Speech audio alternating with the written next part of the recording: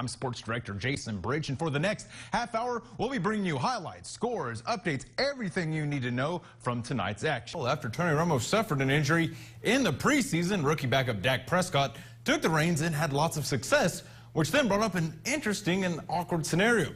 What do we do with old number 9, Tony Romo, sitting on the bench? They're talking some volleyball and the Angelo State Bells, who, ever since their loss to Tarleton State a few weeks back, have been rolling as they've won 3 straight Lone Star Conference matches. We've got some trickery from Grape Creek as it's a double reverse pass as Garrett Steele goes deep to a wide open Weston Hill, and he'll find the end zone. Now, Rachel, going back to football now, these two teams, they're no strangers to each other. This isn't the first time they've met in the regular season or the postseason. Well, the Dallas Cowboys are a never-ending soap opera, matching the dramatics of such soaps as Days of Our Lives and As the World Turns. Well, the Central Bobcats were victorious in their District 3 6A debut on the road against the Weatherford Kangaroos, 26-21, doing something that head coach Brent Davis says was imperative as they start out district play 1-0.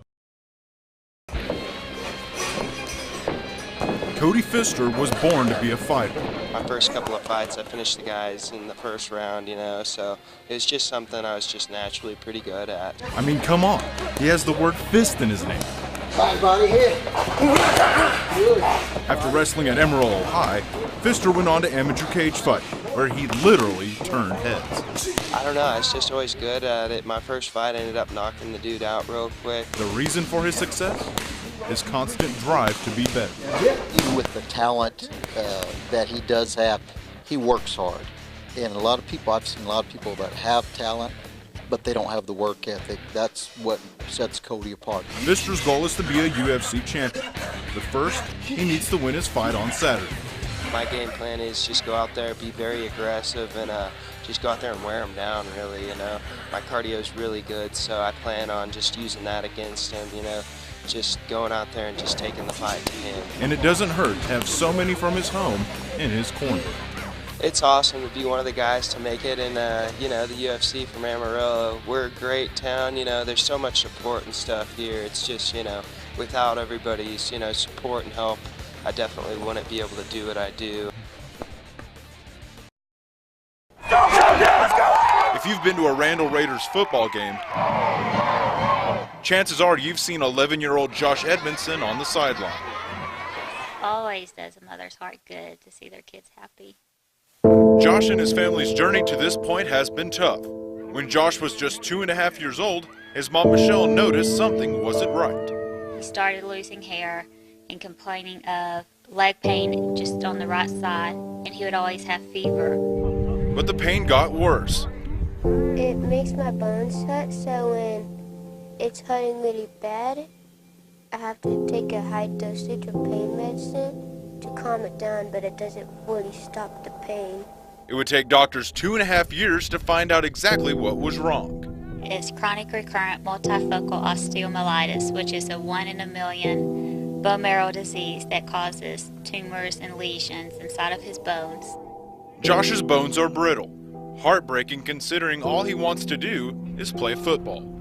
He can't do, normal kid activities. He always says, can't they just go do a surgery and take out the pain part to make it where I can run and play? So. No cure, no treatment. But thanks to head coach Brian Wood, there is football. Every week, every game, Josh has a standing appointment with the Randall Raiders. When we found out about it and his situation, we wanted to be involved in his life and, just have him be part of us and something that he could enjoy and something good for our kids to see as well. One of those kids is senior linebacker Giovanni Centino. He's special to us because if we can have him out here and put a smile on his face and we can alleviate some of the pain he has, and that makes us feel good and then make him happy. And for Josh, it's something that takes the pain away, if only for a short time. Well, I can only express it's one of the most important things in my life, except my life, my family, my friends. They're also my friends too.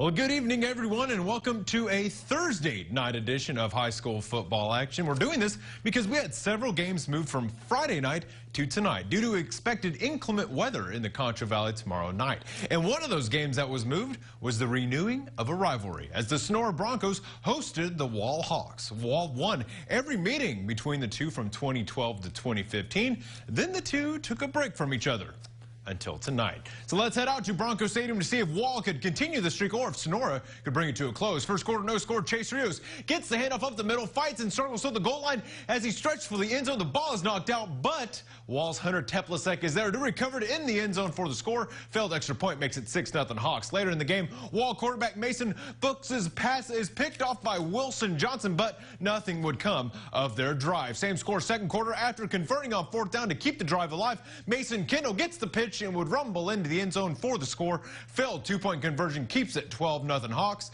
and Wall picks up their first win of the season as they would win it 40-20 to a team that's beaten both Wall and Sonora this year. The Mason Punchers as they visited the Jim Ned Indians. Mason strikes first in the second quarter. Jake Cockerham on the sweep. He's got the end zone, and the Punchers lead it by a touchdown. Then Otto Wofford is throwing the ball, something you don't see out of them a lot. Check out the grab by Ethan Powell, and another touchdown for Mason to make it 14-0. Mason remains undefeated as they trounce Jim Ned tonight 35-7. So far, all their wins have been against 3A teams in crazy. Let's keep it in 2A where the Cristóbal Cougars look to make it 2 wins in a row if they could get past undefeated Cross Plains. Second quarter tied at 6. Cross Plains punting, and Jacob Collier flat out just misses the punt. Cristóbal's David Fava picks it up, is tackled at the 9-yard line, which would eventually lead to this. Fourth and goal, Braden Wilcox keeps it himself and dives into the end zone for the score to make it 13-6 Cougars.